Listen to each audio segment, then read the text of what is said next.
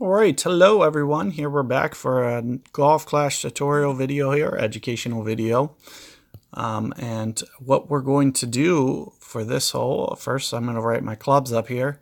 The biggest thing for me is Guardian as kind of highest priority. And you just need it to a 2. It's a little bit better and easier and covered in all scenarios when you get it to a 6. So it does kind of change the shot, but not enough that I need to make a special case for it. For a sniper, you're going to need typically about a 7. This is going to be ideal. Hammerhead, similarly, you might want to get up to a Hammerhead 4 just to make sure that you have yourself covered for backspin purposes. Cataclysm, basically as soon as it unlocks, but I'm going to keep that as lowest priority. You really don't want Cataclysm for this tour whatsoever. So let's talk about the shot firsthand. With the Guardian, it's going to be a little bit different than Sniper. So that's one of the biggest reasons that I actually kind of like Guardian for this hole is it's a pretty much Sniper-dominated tour. So if you do have Guardian, you have a distinct advantage. And I lose this hole very, very little, well under 5% of the time. So with that being said, here's pretty much the shot. With Guardian 2, you land very close towards the front of the green. With the Guardian 6, you probably crank the backspin up.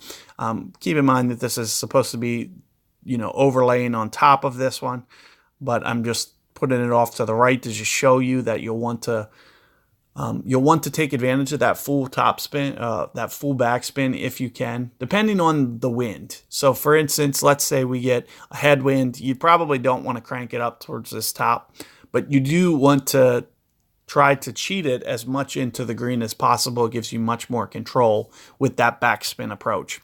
And what I'll typically do is I'll land it here. Second hop will be about here, third hop, and it just starts to creep back in the side wind case. Not very much. When you have the 100 backspin, though, it will start to come back significantly. You could get as much as maybe 2 green grids of backspin, so you can kind of play it behind the hole and let it feed back, which gives you a lot of control for this hole. Because the way that this fairway works, it's very, very particular. So the sniper shot, for instance, they're only going to have enough backspin to ever be able to land kind of towards this fringe. They can cheat it, especially once they get to a sniper 8, for instance, they can get it into that fringe. But for most cases, the sniper is going to be on the fairway. And for instance, in the tailwind situation, let's say I get a full tailwind, you won't be able to land sniper on the fringe at all without going past the hole. So for the most part, and this is kind of where you get loss of control because you have to either pick to choose to land on the fringe or the fairway, and those surfaces are much more hilly than the green. The green is going to be much flatter, and that's why Guardian has the distinct advantage here. So let's talk a little bit about the winds here. Of course, this is this tee box right here.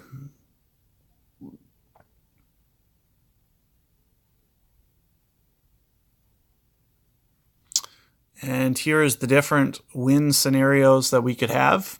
So for this usual side wind case, I'm just going to use whatever, we're primarily talking about this Guardian shot here. I'm just going to use max. Whatever max is, I'm just going to pretty much use it no matter what.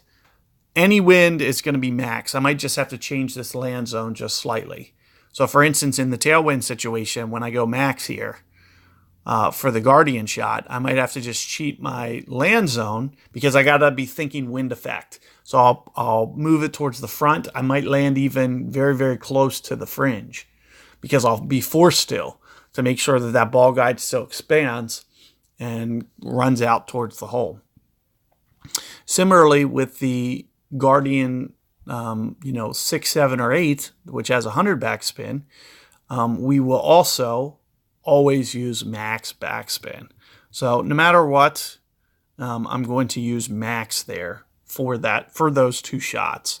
And the person who plays the wind effect the best is usually the person that ends up winning. And let's talk a little bit about the adjustments. So for the side wind, for example, I usually use an offset ball guide in whatever direction, and I'll just use max. So whatever the max ring adjustment is for that club, I'll just go max. And for the tailwind, very similarly, I'm also going to just use max. It's only in this headwind where I might start to use maybe just a little bit more, because I got to make sure that I still land on the. So when I'm pulling and need to go those extra rings to make sure that the ball doesn't land short and land on that fringe. So I'll use maybe a +10, +15%, depending on how large the wind is for this headwind case. Keep in mind that you can be getting towards max distance, especially with your ball. You might push yourself into OP if you're not careful. But let's talk a little bit about this sniper, because the way that I play it is just a little bit different, because you need to kind of account for a little bit of run out here. So what I'll usually do here for the winds here, that's not a very good color.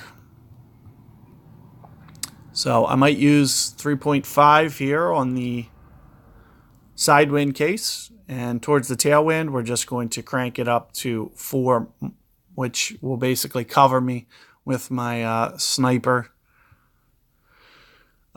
Keep in mind that I will be able to land towards the fringe, and if I have a sniper 8, I can crank that backspin up to max and try to do a max approach, but I'll have to land on the fringe doing that, which can lead to kind of some inconsistent results.